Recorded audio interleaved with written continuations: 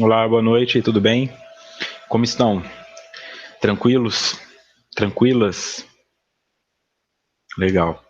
Hoje também aqui para variar o chat positivo, bastante troca, né? Então, deixo aqui para iniciar já o meu boa noite a vocês que estão acompanhando aí em áudio pela Rádio Amigo Espírita, vocês que baixam os áudios no SoundCloud, que estão ouvindo aí na sua casa, assistindo, ouvindo no seu carro, muito obrigado pela companhia. Vocês do YouTube também, que às vezes até assistem ao vivo, estão acompanhando agora, ou que assistem em suas casas depois, no seu computador, muito obrigado pelo prestígio e por auxiliarem na divulgação. E os amigos e amigas presenciais, que estão sempre aqui, insistentemente, não desistindo do estudo. Elizabeth de Cuiabá, Mato Grosso. A Cíntia da Flórida, nos Estados Unidos. O Sebastião de Cornélio Procópio, no Paraná. O Roberto de Manaus, no Amazonas. A Cristina de São Mateus, no Espírito Santo. O Cristiano de Itapetininga, São Paulo. A Helenice de Barra do Garças, Mato Grosso. A Isabela de Franca, São Paulo. A Rita de Juiz de Fora, Minas Gerais. A Patrícia de Blumenau, Santa Catarina. A Rosita também de Blumenau. O Ronildo de Vitória da Conquista, na Bahia. Sirlene de São Paulo, capital. A Maria da Conceição de Portugal. Ok? E a Vanessa, que está aqui pela primeira vez no estudo, que está em contato com o Espiritismo há apenas 2 meses e diz que é muita informação. E caiu logo aqui nesse estudo. Esse aqui estudo é bom que te ajuda porque já está no intermediário, mas eu sempre sugiro quem está começando agora no Espiritismo aí acompanhar os estudos para iniciantes, tá? Que o senhor Décio faz. Tem também na rede, é só entrar lá no site da rede ou no Facebook e tem os estudos que ele faz também nessa mesma plataforma de iniciação à doutrina. Tá logo no comecinho, tem alguns 4 ou 5 vídeos, não sei, dá tempo de alcançá-lo. Ok? O Tielo de Porto Alegre também está aqui. Certo? Este é o estudo da obra Triunfo Pessoal, escrita por Divaldo Franco e Joana de Ângeles, realização da Rede Amigo Espírita, e eu sou Vitor Antenori Rossi. Este é o encontro de número 37, estamos no capítulo 4.1, Indivíduos Introvertidos e Extrovertidos, parte 3. Hoje encerramos esse subtópico. Ok? Para vocês que acompanham só esse estudo, tem no chat aqui. No estudo de terça-feira, que é o do livro Autodescobrimento, nós abrimos 1 hora para conversar abertamente com as perguntas trazidas aqui no chat sobre o livro, sobre questões trazidas pelo livro, e algumas pessoas estão sugerindo que façamos isso aqui também nesse estudo. Então, se você não sabe do que se trata, dá uma olhada no último estudo do autodescobrimento, que foi ontem, que o tema chama Tema Livre, vê se aquele modelo agrada e comenta também se é interessante fazer esse aqui no Triunfo Pessoal. Fabiana de Batatais, São Paulo, também chegando aqui. Certo? Então vamos lá. Só para deixar isso ilustrado também, essa parte de indivíduo extrovertido e introvertido é muito profunda na literatura junguiana, tá? Nós olhamos isso durante 3 horas, mas não é o suficiente. Quem quiser se aprofundar, na página do Dropbox, onde eu deixo todos os slides do estudo, tem um artigo de apoio, ok?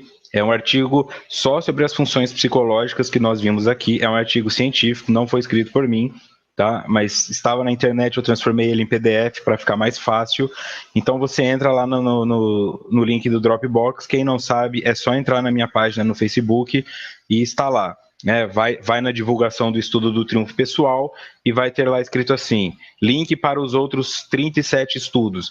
Clica lá, procura na lista, vai ter lá 37 underline 1, entre colchetes, artigo, e aí vai ter um artigo para material de apoio para vocês que querem aprofundar com bases científicas, com as citações, tudo certinho sobre essa temática aqui. Continuando então. Analisando a função da intuição proposta por Jung, Somos, entretanto, de parecer que a mesma procede do self, como percepção que abre as portas da paranormalidade para a aquisição dos conhecimentos que independem do sentimento, do pensamento e da sensação. Tá? Que são as outras 4, as outras 3. Nós vimos nos outros estudos intuição, sensação como irracionais e o sentimento e o pensamento como racionais. A intuição do parecer de Joana procede do self como percepção que abre as portas da paranormalidade para a aquisição dos conhecimentos, que independem do sentimento, do pensamento e da sensação. O que isso quer dizer? Eu vou enxergar sem os olhos, eu vou ouvir sem os ouvidos e eu vou sentir sem o tato.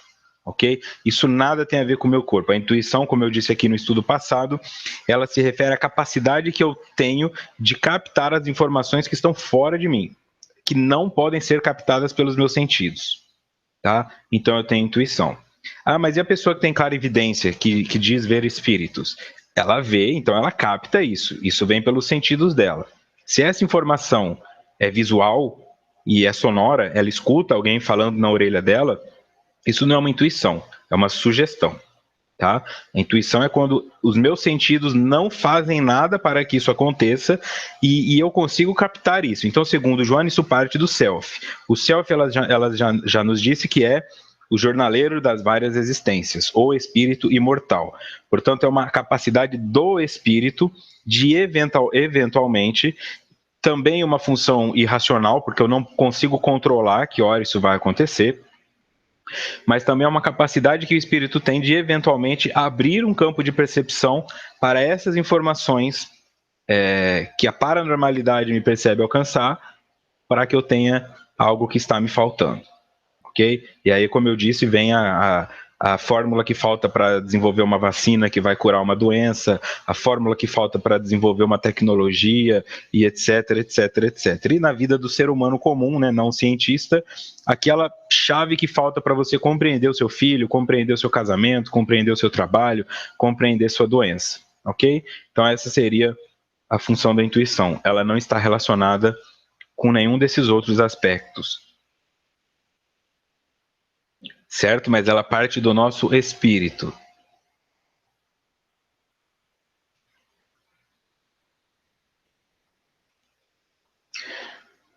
A Débora chegou aqui pela primeira vez ao vivo de São Paulo também. Está muito feliz de estar aqui. Sejam todos muito bem-vindos, tá? E vocês que estão pela primeira vez. Tem quem frequenta narcótico anônimo, neurótico anônimo, sabe que nestes grupos assim eles têm uma filosofia que é a seguinte: sempre que uma pessoa chega, ela é a pessoa mais importante. Você é a pessoa mais importante aqui hoje, porque você é a pessoa que tomou a decisão de mudança. E ao fazer isso e chegar, você nos lembra, nós que já estamos aqui, que um dia nós tomamos essa decisão. E isso reanima a nossa vontade, né? Sempre que nós enxergamos uma pessoa que está começando algo, nós lembramos o quanto foi difícil o começo, e isso nos mantém motivados um pouquinho mais de tempo. Por isso, as pessoas que chegaram agora, elas são sempre as mais importantes, porque elas nos auxiliam nesse processo. Continuando. Não estabelecida no cérebro, transcende-o, sendo por ele identificada e transferida para o mundo exterior. Logo, se apresentando de maneira inusitada, inabitual, inesperada. Não estabelecida no cérebro. Quem assistiu o estudo ontem sabe que eu falei isso, eu vou repetir aqui. Tá? Existe uma movimentação, e vocês vão ver isso bombar de uma hora para outra, porque já tem vários vídeos soltos por aí com 50 visualizações, 100 visualizações, trazendo questões ligadas ao cérebro. Quase uma ode, quase uma idolatria ao cérebro. E eu peço precaução e cuidado, ok? Não se esqueçam que o cérebro é uma ferramenta de interpretação das ordens ou dos comandos ou das sugestões dadas pelo espírito. Nós temos que entender como o cérebro funciona, mas não se deixem levar por esses indivíduos que são de outras áreas e estão fazendo palestras sobre cérebro. glândula, hormônio, neurotransmissor. Isso não é local para se fazer em palestra pública uma pessoa que às vezes ela é de uma área totalmente diferente. Neurologistas, tá? Ou pessoas fisiologistas têm condições de falar desses temas. Tá? Algumas pessoas estão lendo ali um capítulo de um livro de anatomia e estão montando palestras públicas. Tome muito cuidado com isso, porque eles estão tentando transformar o cérebro no objetivo da nossa vida. Se nós compreendermos o cérebro, então estaremos todos curados, e não estaremos. O cérebro apenas interpreta as informações, tá?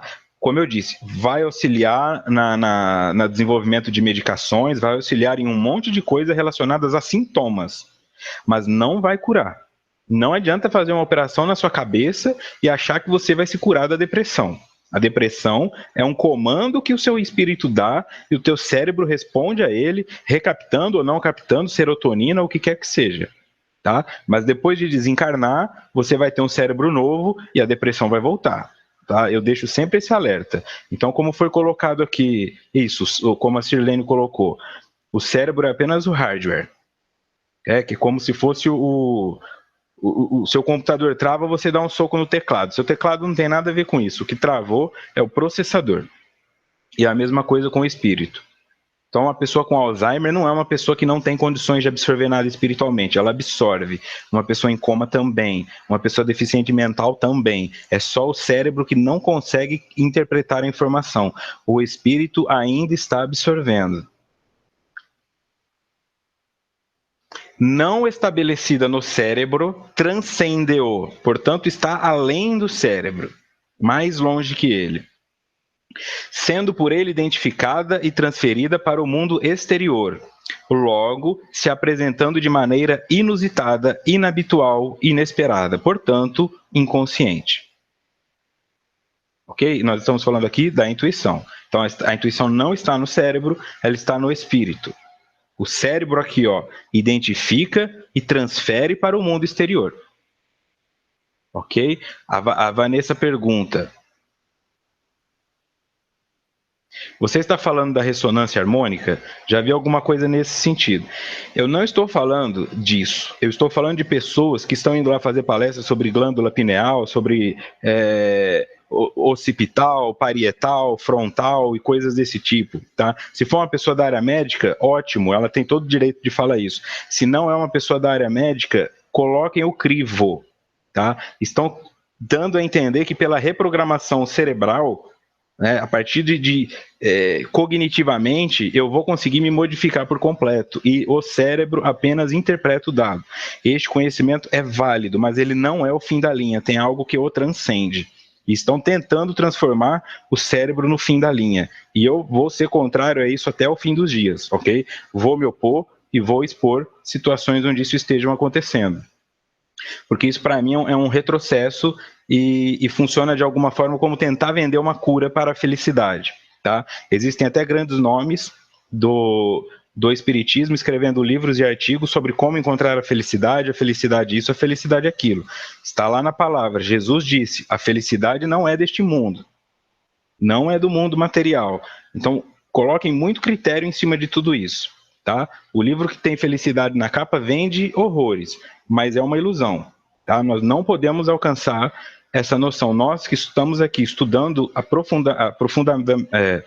profundamente Joana de Ângeles e a psicologia profunda, temos que ser uma pedra no sapato dessas pessoas, pelo senso crítico, claro, não por protestos apenas de falar mais alto que eles.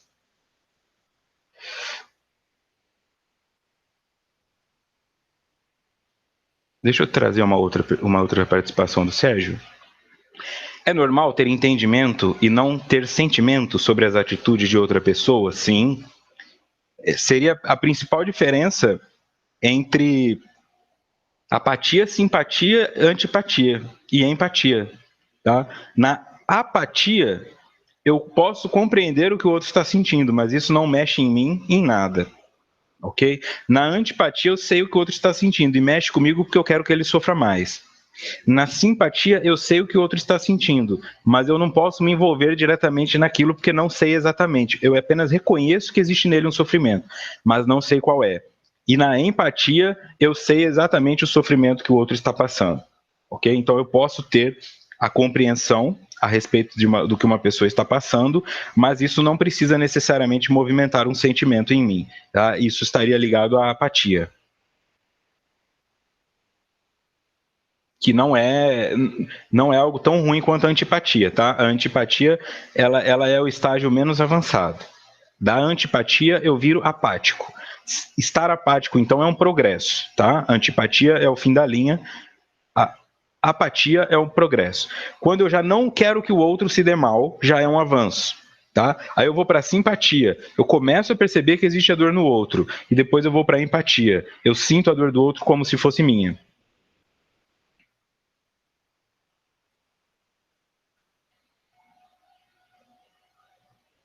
O Cielo diz que Joana fala para nos reprogramarmos intelectualmente, não cerebralmente. Eu estou falando da situação das pessoas que estão trabalhando a reprogramação mental, no sentido cerebral, tá? Como se isso fosse ajudar de alguma forma. Então, se eu sei, por exemplo, a área occipital do cérebro é a área aqui da nuca. Se a pessoa me diz, por exemplo, é na área occipital que fica registrada a sua tristeza. Não é, mas eu estou citando um exemplo. O que eu faço com isso? Então quer dizer que se eu remover a área occipital do meu cérebro, eu não fico mais triste? Né? Então, o ideal deveria ser, é na área occipital do cérebro que a tristeza é sentida após a mensagem ser enviada pelo espírito. Aí eu estou dando uma informação progressista. Tá? Caso contrário, eu estou materializando o crescimento.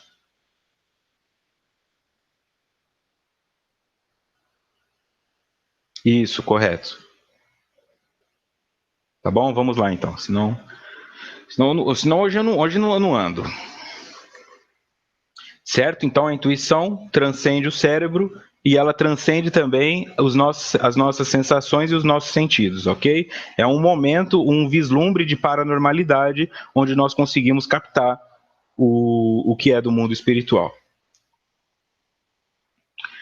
Aqui tem uma nota do expositor. No livro Tipos Psicológicos, Jung escreve o seguinte: sob o conceito de sensação, pretendo abranger todas as percepções através dos órgãos sensoriais. O pensamento é a função do conhecimento intelectual e da formação lógica de conclusões. Por sentimento, entendo uma função que avalia as coisas subjetivamente. E por intuição, entendo a percepção por vias inconscientes. Isso aqui resume, tá, essas 4 funções.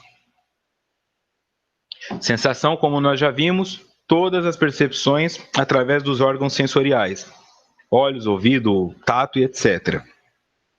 Pensamento, função do conhecimento intelectual e da formação lógica de conclusões. Por isso ela é racional. Quanto mais eu me desenvolvo intelectualmente e quanto mais eu desenvolvo a minha capacidade lógica, mais o meu pensamento se desenvolve. Vejam bem, se não houver uma equalização com a moral, eu posso ter um pensamento extremamente desenvolvido, porque o meu intelecto é desenvolvido, mas eu posso me transformar em um tirano, eu posso me transformar em um fascista, eu posso me transformar em um ditador. Tá? Ser inteligente não significa ser bom, tá? Mas também não significa ser ruim. O mais importante é o quanto da moralidade se desenvolveu, que no caso é manifestado aqui pelo sentimento. Por sentimento, entendo uma função que avalia as coisas subjetivamente, ou seja, também faz uso da racionalidade. E por intuição, entendo a percepção por vias inconscientes. Tá? Então lá em cima ele falou a percepção pelos órgãos sensoriais. Aquilo que eu percebo que não é pelos meus órgãos sensoriais é intuição. Ok? Isso é importante termos em mente. E o pensamento e o sentimento diferem no sentido que um está relacionado a eu colocar o campo subjetivo naquilo, tá? Então eu olho a lógica, mas dentro da lógica eu coloco um campo subjetivo. Subjetivo é aquilo relacionado ao sujeito. Tem uma subjetividade. Isso seria fugir do olho por olho, dente por dente. O indivíduo só pensamento, ele vai agir no olho por olho, dente por dente. O indivíduo com sentimento, só sentimento, ele pode agir também com um perdão excessivo ou um superprotecionismo, tá? É ideal que haja um equilíbrio entre os dois. Quando eu sou guiado só pelo meu sentimento, eu tendo a me machucar muito. E quando eu sou guiado só pelo meu pensamento, eu tendo a não me machucar nada. E nos dois não há crescimento. Quando eu estou muito machucado, eu não consigo elaborar e não consigo crescer com facilidade, porque a dor me dispersa da elaboração. E quando eu fico protegido das dores, eu também não cresço. Por isso, sempre a palavra-chave para todos os nossos estudos é equilíbrio.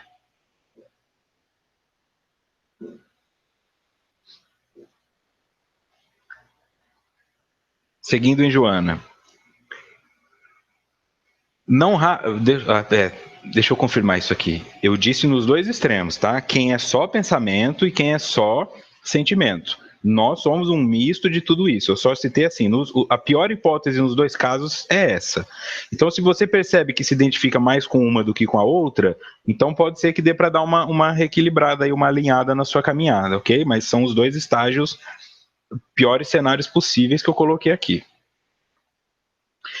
Não raro, a característica do ser introvertido é a distração, o estado alfa, em que as circunstâncias externas não são significativas. Muito comum em homens como Newton, Einstein e outros, que têm dificuldade de adaptação ao mundo denominado do senso prático. Aqui, eu peço que nós comecemos a colocar um crivo, tá? A Sirlene pergunta se os extremos são patológicos. No meu ponto de vista, sim. E aquela palestra recém colocada no YouTube, Equilíbrio Emocional, eu falo 50 minutos sobre por que eles são patológicos e por que o equilíbrio é importante. Se você tiver um tempinho, eu sugiro que a assista. Não raro, a característica do ser introvertido é a distração, ou estado alfa, em que as circunstâncias externas não são significativas. Muito comum em homens como Newton, Einstein e outros, que têm dificuldade de adaptação ao mundo denominado do senso prático. Ela colocar esses dois nomes também é uma forma de dizer que não significa que se eu sou distraído das circunstâncias externas, eu sou uma pessoa que não vai crescer, tá? Tem dois indivíduos que foram extremamente importantes para o desenvolvimento da ciência aqui. Dificuldade de adaptação ao mundo denominado do senso prático. Essa inquietação, essa distração é o que levou eles a olharem para fora. Entende? Porque a introspecção, a introversão do Einstein era tão grande que ele olhou para o universo. São teorias relacionadas ao que acontece fora do planeta Terra. Hoje é difícil compreender isso. Imagine na época dele. Então, quer dizer, nestes pontos é que eu vou me identificando. Nós estamos falando aqui da pessoa distraída, que fica esbarrando nas coisas, chutando a mesinha de centro, ou a que tem um déficit de atenção e não consegue se concentrar. Não é nesse sentido, ok? Não é num sentido patológico, é apenas um sentido de observação. Essas coisas que acontecem fora não costumam chamar muito a atenção. Elas se objetam para dentro, tanto de si quanto das coisas. Então eu não fico na superficialidade de olhar, está acontecendo uma crise aqui, uma crise ali, se mudar isso, aquilo se resolve. Eu compreendo que a mudança tem que ser na superestrutura, em todos os aspectos. Eu não fico sofrendo porque tem pessoas pobres. Se eu tenho um pão, eu divido esse pão. Eu faço a minha parte. É uma pessoa a menos com fome. Tá? O introspectivo ele tem mais chance de fazer isso pelo desenvolvimento da simpatia e da empatia.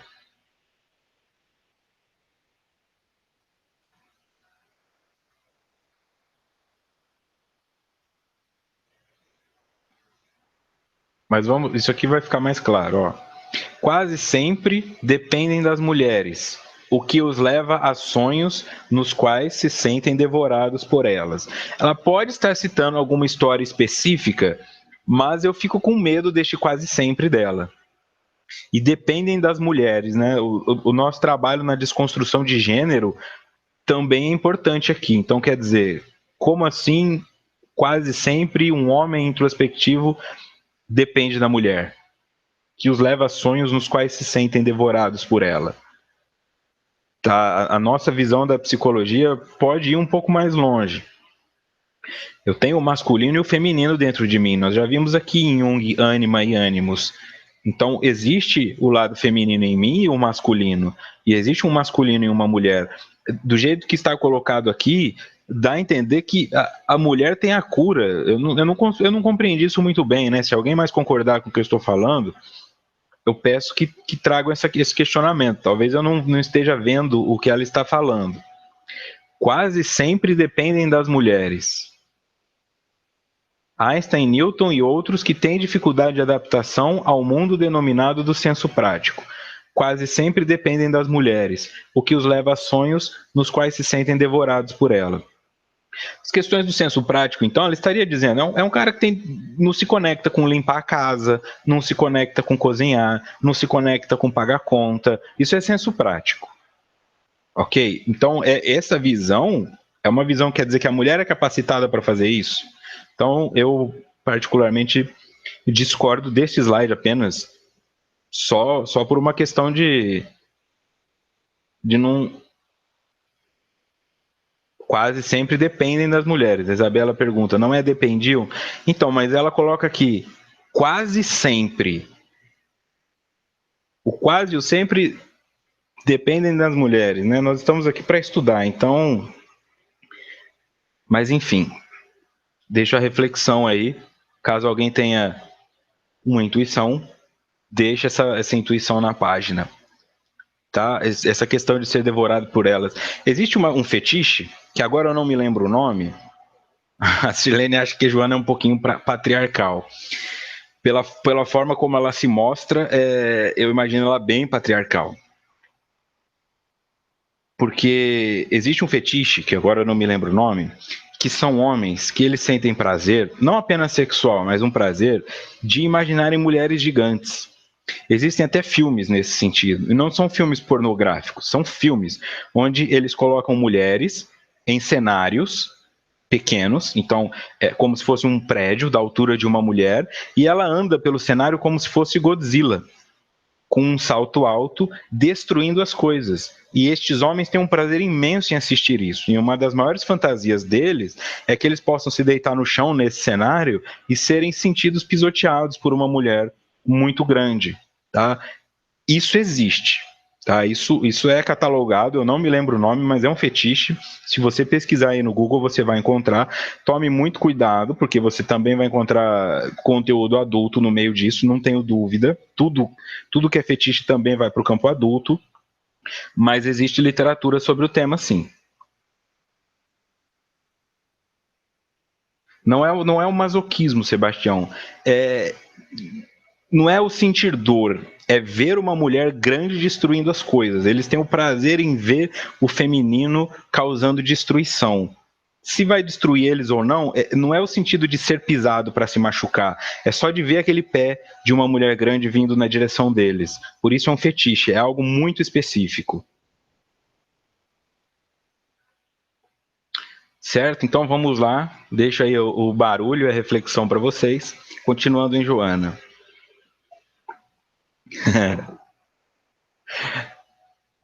A Sirlene diz que está bege, e o que tem por trás disso, Vitor? Pois é. Cada caso é um caso. No que diz respeito ao homem de pensamento extrovertido, constitui um biótipo que se vincula a regras estritas de comportamento, tornando-se excelente amigo, o que não ocorre quando é o sentimento que predomina na sua conduta, deixando a impressão de frivolidade, de irresponsabilidade, sentindo-se completamente à vontade nos ambientes festivos e barulhentos. Então vejam bem, aqui atrás ela escreve assim: a característica do ser introvertido, comum em homens como Newton. Como nós sabemos, o homem ele diz respeito à raça humana, né? Os homens incluem também as mulheres. Até então era isso que eu enxergava. Aí ela diz aqui, ó, quase sempre dependem das mulheres. Então ela separa o gênero. Então quer dizer que aqueles homens são homens do gênero masculino. Aqui no próximo slide, quando ela vai falar do extrovertido, ela não fala ser, ela fala homem. No que diz respeito ao homem de pensamento extrovertido. Então, quer dizer, ela está falando só do homem gênero masculino ou ela está falando do homem espécie? Tá? É por isso que esses 3 slides me confundiram enquanto eu estava montando o estudo. Ok? Mas vamos lá. No que diz respeito ao homem de pensamento extrovertido, constitui um biótipo que se vincula a regras estritas de comportamento, tornando-se excelente amigo, o que não ocorre quando é o sentimento que predomina na sua conduta, deixando a impressão de frivolidade, de irresponsabilidade, sentindo-se completamente à vontade nos ambientes festivos e barulhentos. Bom, então aqui o que está sendo trazido se vincula a regras estritas de comportamento. Os extrovertidos, segundo ela, serão metódicos, sistemáticos, tornam-se excelentes amigos. Como nós dissemos aqui, volta a ser relativo. Se eu não gosto de pessoas extrovertidas, eu não vou ver isso como um ótimo amigo. O que ela está trazendo, então? É que essa seriedade dos extrovertidos com o método dão segurança para a amizade. Porque se ele fala que vai passar na sua casa às 8, ele vai passar às 8. Tá? É nesse sentido. O introvertido talvez não, porque ele se distrai. Tem coisas mais importantes do que chegar 8 pontualmente. Esse é o ponto de vista de Joana de Ângeles. A Rita diz que deu um nó cego. O que não ocorre quando é o sentimento que predomina na sua conduta.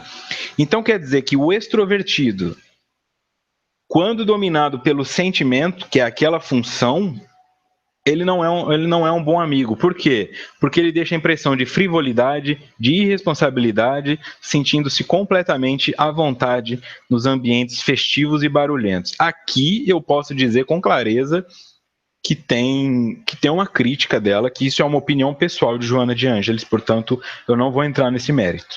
Tá? Se nós olharmos a parte subjetiva do que ela disse aqui, ela deu uma cutucada de que isso é errado. Estar em festa, em ambiente barulhento é errado? Não sei.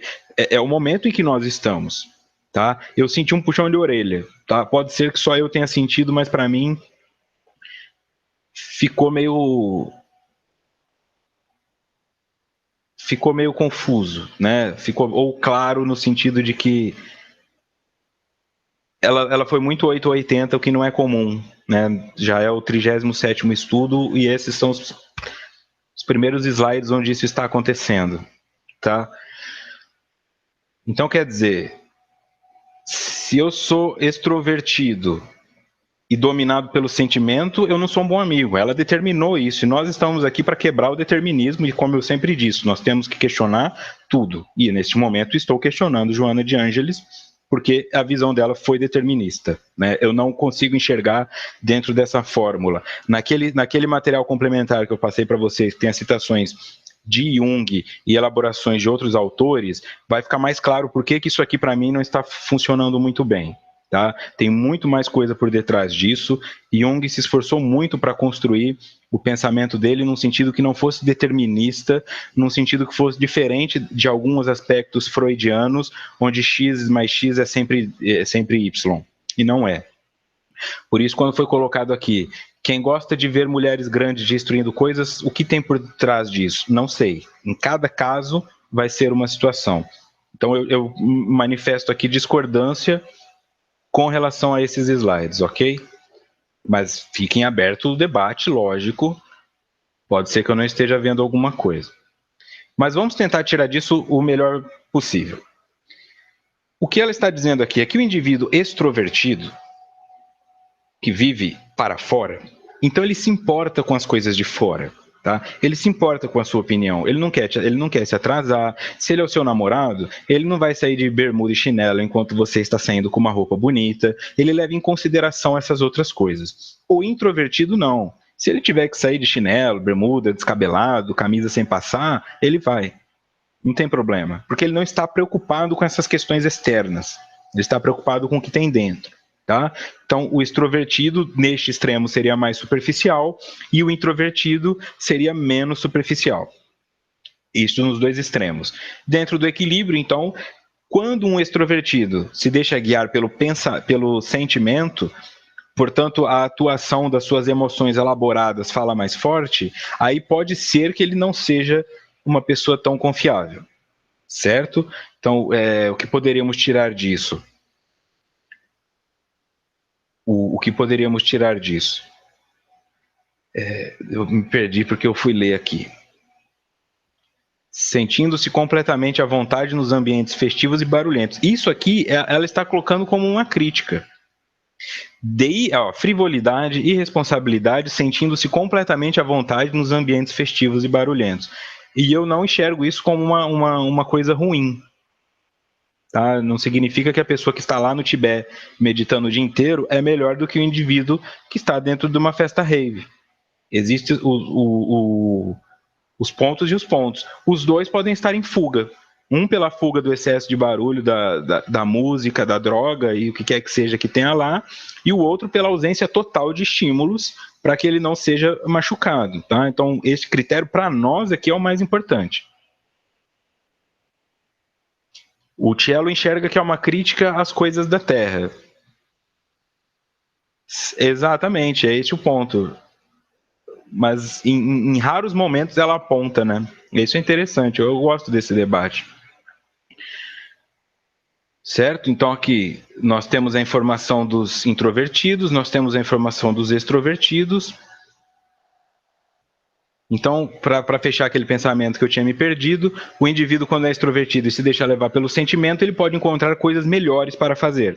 Eu marco um compromisso com você às 8 horas, mas aí uma pessoa que eu considero mais interessante do mundo externo também me chama para sair, e aí eu desmarco com você. E você vai ficar achando que eu sou irresponsável, porque eu sempre estarei buscando alguma coisa que me movimenta no sentido externo, e o introvertido no sentido interno.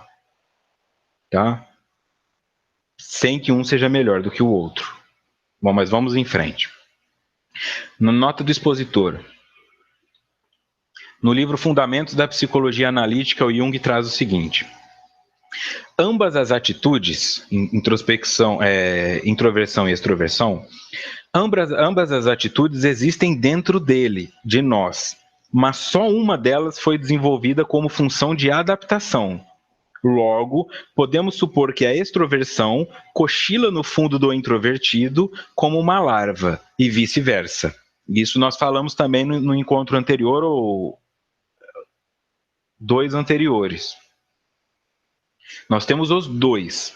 Então, segundo Jung, ambas as atitudes existem dentro de nós, mas uma se desenvolveu como função de adaptação, ou seja, foi o meu meio que me levou àquilo. Eu tive que me adaptar ao meu meio. Então, se o meu meio era barulhento, talvez eu tenha me tornado introspectivo. Talvez eu nasci em uma casa onde toda hora minha mãe estava fazendo churrasco, um monte de gente entrando, música alta, e aquilo me incomodava e eu fui para dentro. Ou eu fui para fora porque eu gostei daquilo. Por isso não se pode criticar. Se é uma questão que diz respeito ao desenvolvimento social e ao meio, eu nunca posso criticar. Eu não posso criticar uma pessoa que está morrendo de fome e sempre morreu de fome, toda vez que tentou fazer alguma coisa, tomou um não na cara, porque ela roubou um pacote de bolacha. Eu não posso categorizar ela apenas como bandido, ladrão de bolacha. Tem uma subjetividade por detrás. Certo? Então, por isso que, assim, se aqui está sendo dito por Jung que é uma função de adaptação e que uma cochila no fundo enquanto a outra está atuando porque foi desenvolvida, então nós excluímos aqui qualquer critério de julgamento. Tá? É como se fosse a questão da orientação sexual. Ninguém escolhe ser. O homofóbico costuma dizer assim: essa opção sexual de vocês vão queimar no inferno. Então quer dizer que ele, quando tinha 12 anos de idade, optou por ser hétero?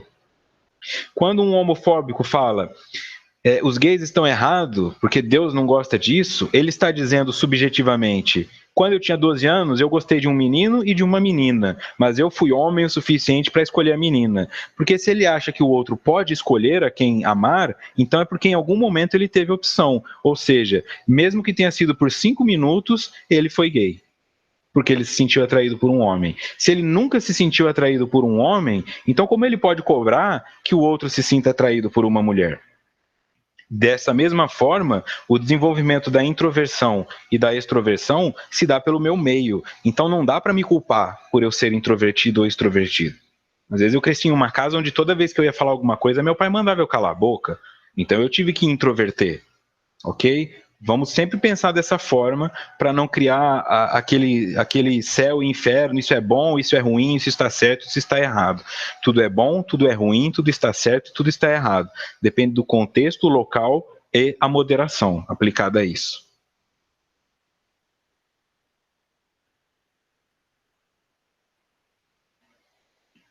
Seguindo, em Joana, a função intuitiva para Jung é aquela que proporciona à pessoa a visão do futuro, a percepção de ocorrências que lhe podem ser úteis, não demonstrando maior interesse pelas coisas e acontecimentos atuais à sua volta, nem mesmo do passado, mas sim pelos porvindouros. A função intuitiva para Jung é aquela que proporciona à pessoa a visão do futuro, a percepção de ocorrências que lhe podem ser úteis, não demonstrando maior interesse pelas coisas e acontecimentos atuais à sua volta, nem mesmo do passado, mas sim pelos porvindouros. Então, Joana está trazendo o que é a função intuitiva para Jung. E aqui ela coloca essa opinião. O indivíduo atuando, que está sob a atuação da função intuitiva, ele não se importa com o que está acontecendo ao redor dele, mas só com o que está no futuro.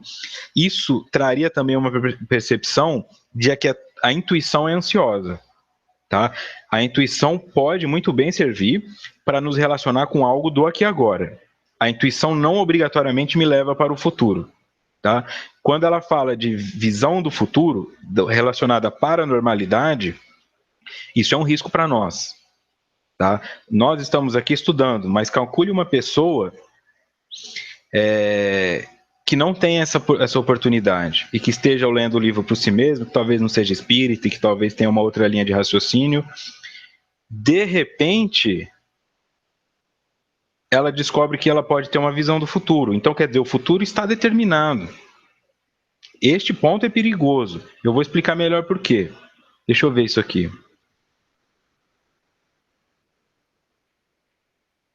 Eu vou partilhar primeiro um comentário. Vitor, desde que comecei a estudar, tenho me sentido introspectiva e às vezes até angustiada. E antes eu fazia parte dos ambientes festivos e barulhentos. Isso é normal? É normal. É normal, foi a Vanessa quem perguntou. É normal porque, como eu disse, tudo é normal. Você está se adaptando a um novo meio.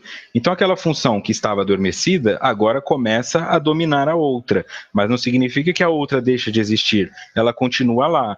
Quando você alcançar o equilíbrio, você saberá o momento de ser introspectiva, o momento de ser introvertida, o momento de ser extrovertida, e aí você terá alcançado o equilíbrio, tá? Então, é natural que chega um momento em que uma das funções não te satisfaz mais e a outra começa a emergir.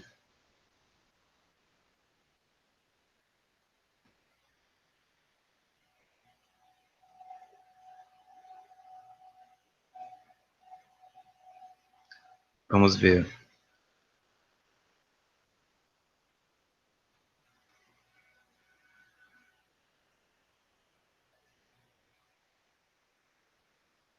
Certo.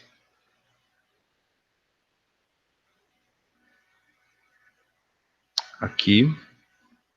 Sirlene. Qualquer tipo de planejamento está sempre cheio de intuições. Nisso concordo com a Joana. A intuição é criativa. Então.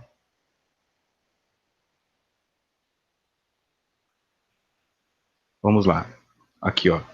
A função intuitiva para Jung é aquela que proporciona à pessoa a visão do futuro, a percepção de ocorrências que lhe podem ser úteis. Vejam bem, no aqui e agora, também no aqui e agora. Quando ela coloca a visão de futuro, ela não está dizendo eu vou ver o futuro de uma forma determinista, mas eu posso enxergar isso na leitura. Tá? Ela está dizendo eu vou ver o que acontece e isso pode me nutrir no aqui e agora. Tá? Então, pela minha intuição, talvez eu perceba que eu vou ter um problema. Tá? Pela minha intuição, talvez eu evite andar por aquela rua, eu não embarque naquele avião. Tá?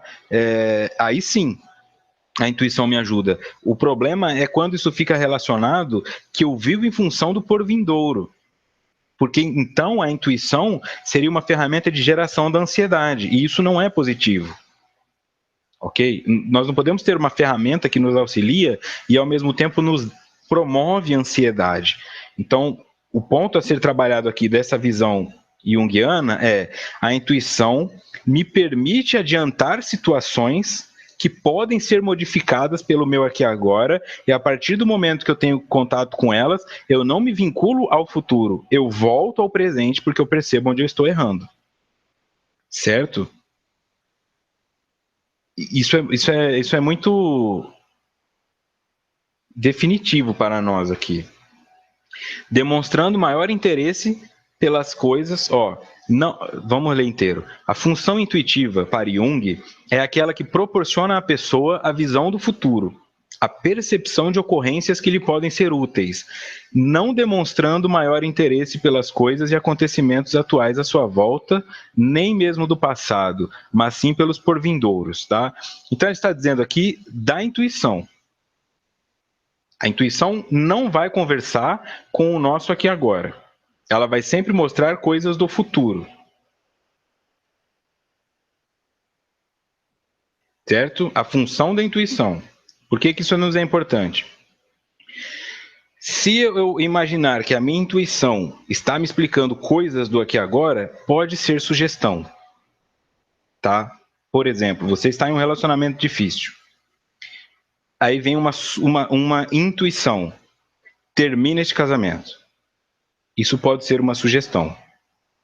Tá? É diferente. Porque a intuição, segundo Joana, baseado no que ela entende de Jung, vai nos permitir enxergar coisas no futuro que não vão atuar no nosso aqui e agora. Então a intuição não vai me dizer termina com a sua esposa que é o melhor para você. Isso seria uma sugestão. A intuição poderia me mostrar a tragicidade da continuidade desse casamento. Nossa, mas se eu continuar desse jeito, nós vamos acabar nos matando. Se eu continuar fazendo isso com meu filho, ele vai acabar morrendo. Se eu continuar fazendo isso no meu emprego, a intuição me mostra, tá? Me permite ter essa percepção. Agora sim fica mais claro de compreender esse slide. Certo? Então, confundir intuição, algumas pessoas falam assim, eu tive uma intuição de que eu deveria me separar. Não. Segundo Joana, não. Tá? A intuição não dirá a respeito das coisas que você deve fazer agora. Ela te mostrará coisas que acontecerão lá na frente se você não mudar certas situações. Pronto, agora isso aqui, pelo menos para mim, ficou claro. Continuando. Se é extrovertido, sente-se realizado ao conceber e propor ocorrências que se deverão dar, tornando-se pioneiro, idealista, no entanto, sem demonstrar maior interesse por concretizá-las no mundo objetivo. Se é extrovertido, sente-se realizado ao conceber e propor ocorrências que se deverão dar. Quando a intuição atua no extrovertido, é isto que pode acontecer. Por várias vezes, você já pode ter tido ideias de coisas por intuição. Faça picolé de sushi porque isso vai dar dinheiro. E aí você se imagina fazendo picolé de sushi e na verdade acaba não fazendo. E 6 meses depois você passa em frente a uma loja que vende picolé de sushi e o cara está dirigindo um carrão, o dono da loja. E aí você pensa, esse carrão era para ser meu, porque essa ideia também era minha. Isso acontece muito. O extrovertido, então, é aquela pessoa que absorve a percepção do futuro, identifica que aquilo poderá dar resultados, vive aquilo mentalmente, mas não objetiva a construção. Tá? No campo das ideias, ele já ganhou medalha de ouro na Olimpíada, ele já ganhou o Prêmio Nobel da Paz, ele já ganhou um Grammy, ele já ganhou um Emmy, ele já ganhou tudo. Mas no campo da realidade, ele mal consegue levantar para ir trabalhar. Tá? A Sirlene pergunta se está relacionado com clarividência. Então, a clarividência não pode ser intuição porque ela já é um sentido. É uma percepção que eu vejo, meus olhos veem. O indivíduo com clarividência, ele vê. Não é com esses olhos, mas ele vê. A projeção da imagem é realizada na mente dele. Então, isso já não é intuição. É um sentido a mais que ele tem, mas ainda assim é um sentido. A intuição diz respeito a essas questões que não têm a ver com o sentido. Eu simplesmente sei. Eu simplesmente tenho certeza. Este avião vai cair se eu entrar nele. E aí o avião cai. Tá? Estaria relacionado à premonição, a essas questões da paranormalidade, ao pensamento que eu posso, por exemplo, estou com uma intuição que algo ruim vai acontecer com o meu filho. Isso pode ser uma intuição. Aí ligam do IML, tá? Mas não relacionada à clarividência e nem às sugestões do que fazer na sua vida agora. Demita-se desse emprego. Isso não é intuição.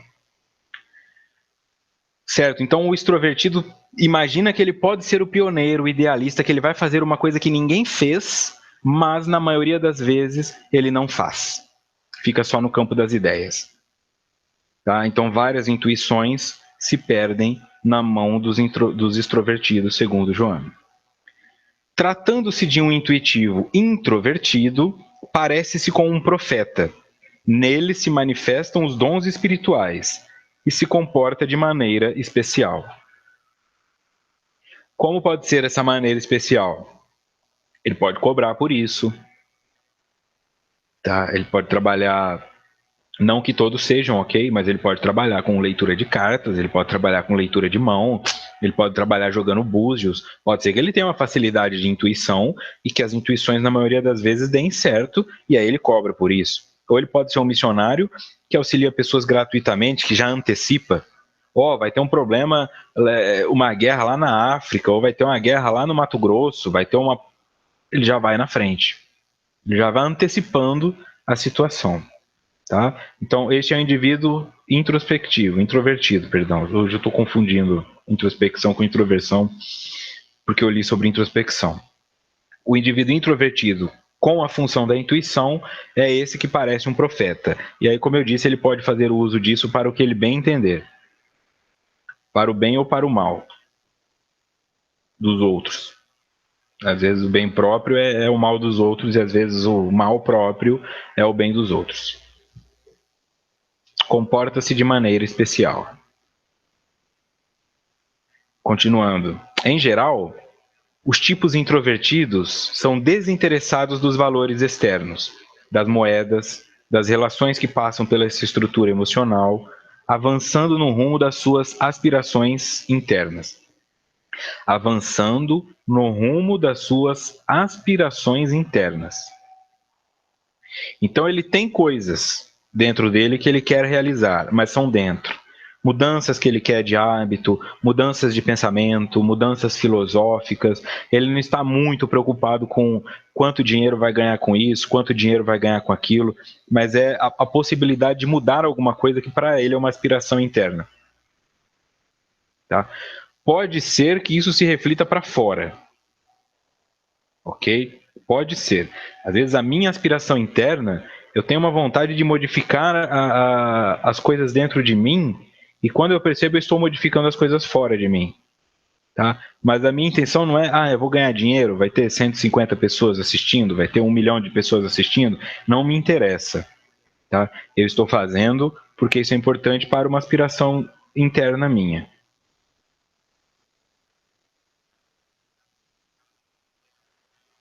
A Elisete pergunta: projeção astral é intuição? A projeção não. Sabe por quê? Porque projetar significa partir de um ponto e projetar em outro.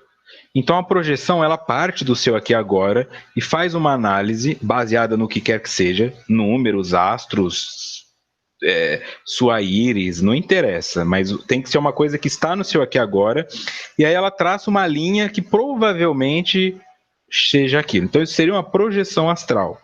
Tá? Não é intuição, porque a intuição vem lá de fora para dentro. E a projeção astral parte de dentro de mim, eu faço a projeção de onde provavelmente eu chegarei com este nome, com essas possibilidades, com esses comportamentos. Certo?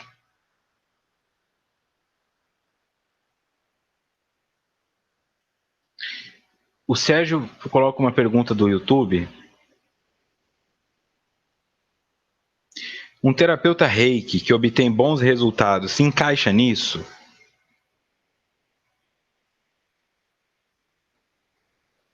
Eu não entendi a relação do reiki. Certo, porque esta leitura que você consegue fazer de energia, isso está acontecendo, tá? Então, o reiki para mim é uma função que funciona, né? O reiki para mim faz uma diferença. O ponto que nós estamos falando aqui é daquela pessoa que tem a intuição e ela barganha com essa intuição. Ela vende essa intuição. E essa intuição pode ser sugestão. Este é o ponto. Eu não tenho como saber. Tá? Normalmente, então, o introspectivo que tem a intuição, como ele não está preocupado em ganhar dinheiro com isso, ele age no sentido de construir aquilo. Se aquilo não é construído, nós nem ficamos sabendo que ele tentou. Já o extrovertido, não. O extrovertido chega falando para todo mundo: eu estou com um projeto novo, porque agora eu vou fazer isso, vou fazer aquilo. E depois de 6 meses ele não tem nem coragem mais de olhar para as pessoas porque ele não fez nada. É isso que Joana está trazendo aqui. Tá? Então, eu não sei se essa questão do reiki ficou clara, mas eu particularmente não estou vendo a associação com isso. Eu acho que o reiki vai para um caminho diferente.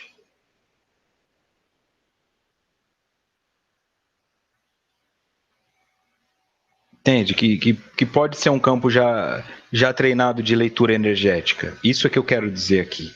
Tá? O que é intuição e o que é a habilidade que o indivíduo tem de ler o outro. Tem isso também. Tá?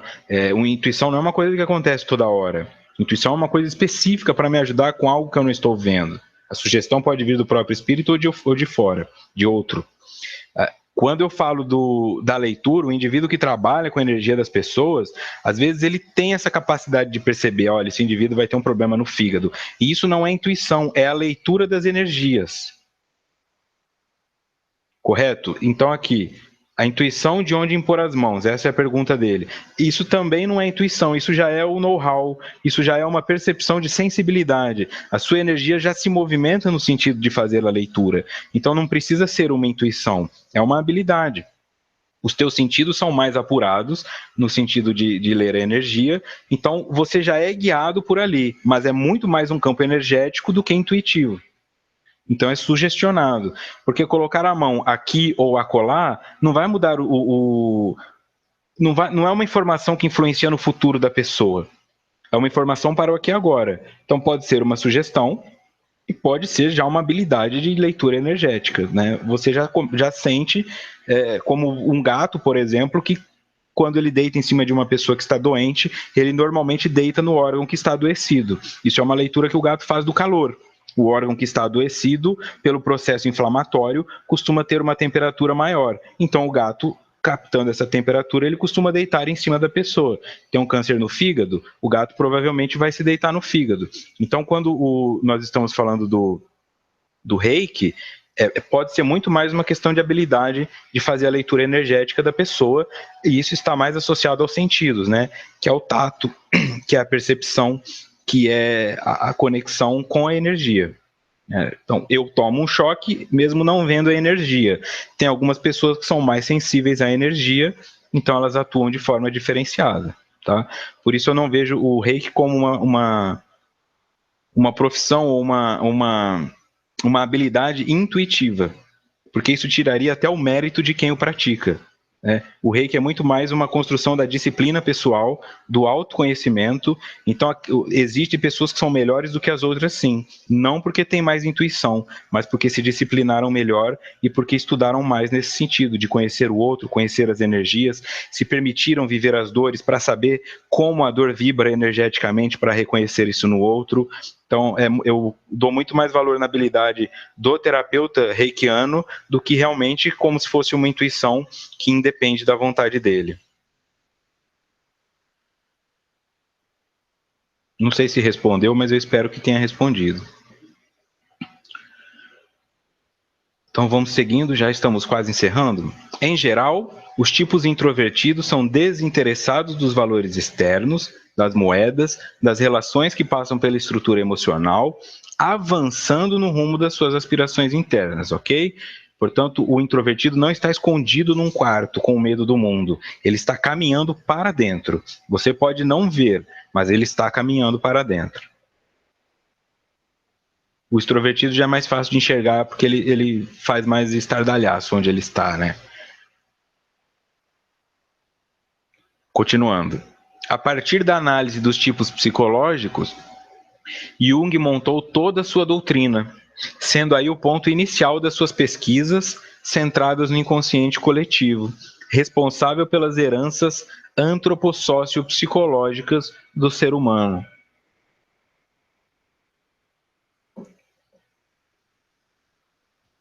O ponto inicial de suas pesquisas centradas no inconsciente coletivo. O inconsciente coletivo permite também que existam as intuições, afinal são as informações que estão jogadas para todos nós. Alguns captam, outros não. Alguns captam e não fazem nada com isso, outros captam e fazem muito disso, tá? Mas as informações estão disponíveis para todos. Pelas heranças antropossócio-psicológicas do ser humano, o que nós passamos como espécie humana, o que nós passamos como sociedade humana e o que nós passamos como psicológico humano para as gerações futuras.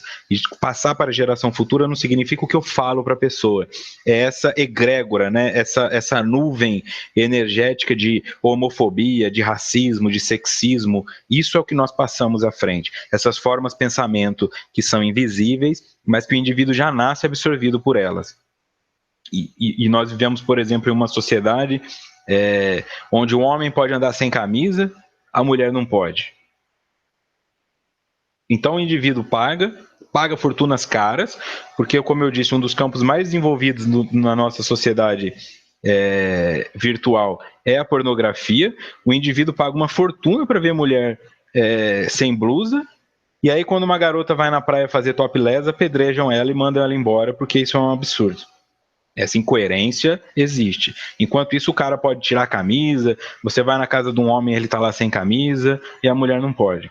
Tá? Mas quando aparece na televisão, se ela estiver sem calcinha e de costas, pode. Tudo pode mostrar, só não pode mostrar o seio da mulher. Então, essas coisas que não fazem sentido, essas coisas que são contrárias ao próprio processo de crescer, né, como outras coisas que estão sendo trazidas aqui, como a Isabela, a mulher não podia usar calça, isso é passado e às vezes não questionam. E a mulher que tenta questionar isso, às vezes é reprimida até por outras mulheres. E por quê? Né? Por que o homem pode andar para lá e para cá sem camisa e a mulher não pode? E por que o masculino paga tanto para ver a mulher sem camisa e quando uma tira a camisa ele transforma isso num tabu? Então essa incoerência, às vezes ninguém pensa sobre ela, os indivíduos que estão nisso aí, e não percebem. Não percebem que isso é uma forma de impor o machismo, isso é uma forma de impor o sexismo.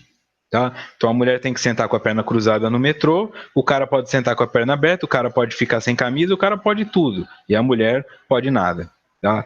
Começa por aí. E aí você tem os negros, os asiáticos, né? O asiático, o japonês, ele é obrigado a ser bom em matemática, se ele não é, ele é um japonês do Paraguai, e isso vai acontecendo. O indivíduo com 1,90 m é obrigado a jogar basquete, o negro é obrigado a ser atleta, então fica isso aí.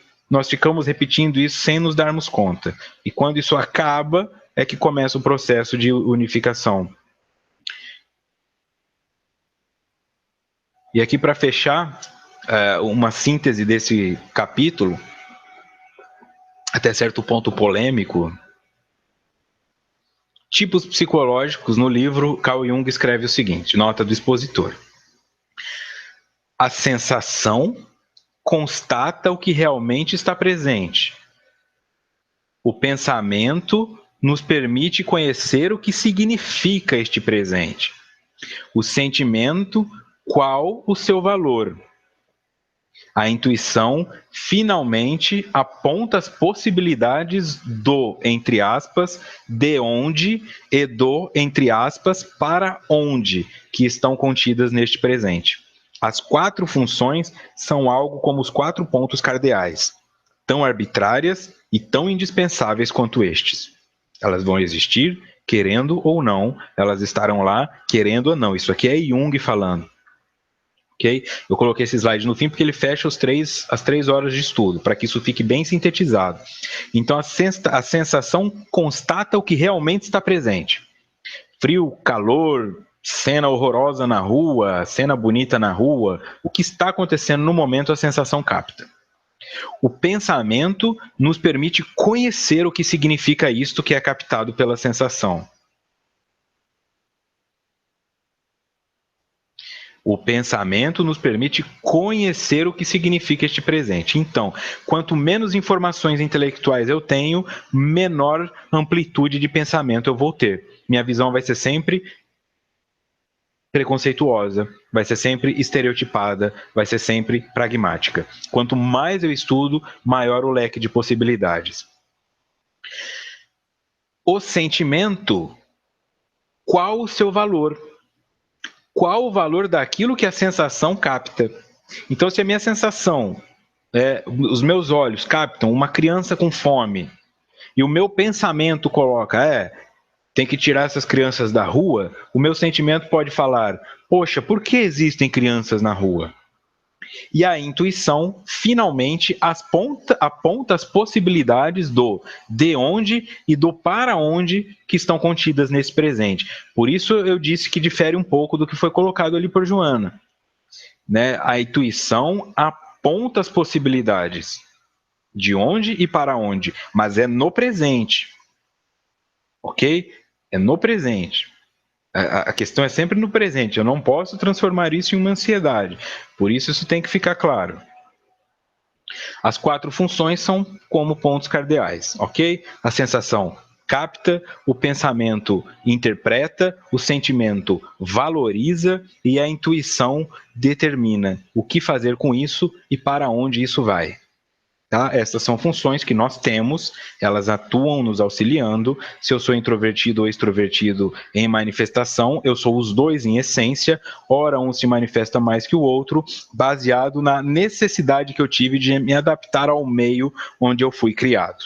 Portanto, o extrovertido não é melhor que o introvertido, o intuitivo não é melhor do que o pensador, são todas funções que todos nós temos. O ideal é que todas elas estejam desenvolvidas em igual nível e que, de acordo com cada situação, nós tenhamos a parcimônia de utilizá-las. Isso é o objetivo para o espírito superior. Para nós, hoje, sobra observar qual é a que mais se destaca em mim. Isso me traz prejuízo ou me traz benefício? Isso traz prejuízo para outras pessoas e pode beneficiar outras pessoas? Atue da melhor forma possível com o que você tem. Tente transformar isso em benefício para os outros também, depois de transformar isso em benefício para você. E com o tempo, a outra função e a outra posição também vai começar a aparecer na sua vida. Certo? Muitos comentários divertidos aqui. Então é isso, pessoal. Eu agradeço. Semana que vem, próximo encontro, dia 11, capítulo 4.2, começaremos Complexo de Inferioridade, parte 1. Tá ok? Muito obrigado pela companhia. Sei que a coisa hoje ficou um pouco confusa, mas isso é positivo também. Eu sempre coloco que eu não estou aqui para dar respostas, mas para trazer temas mais explicados. É natural que às vezes discordemos até de Joana e uns dos outros, não tem problema, ok? Eu só peço que se vierem críticas não venham palavrões gratuitos, que sejam críticas embasadas para construir melhor a minha percepção do tema, tá bom? Então que tenhamos uma ótima noite, uma bela semana, nos encontramos na quarta-feira que vem. Um grande abraço e muita paz.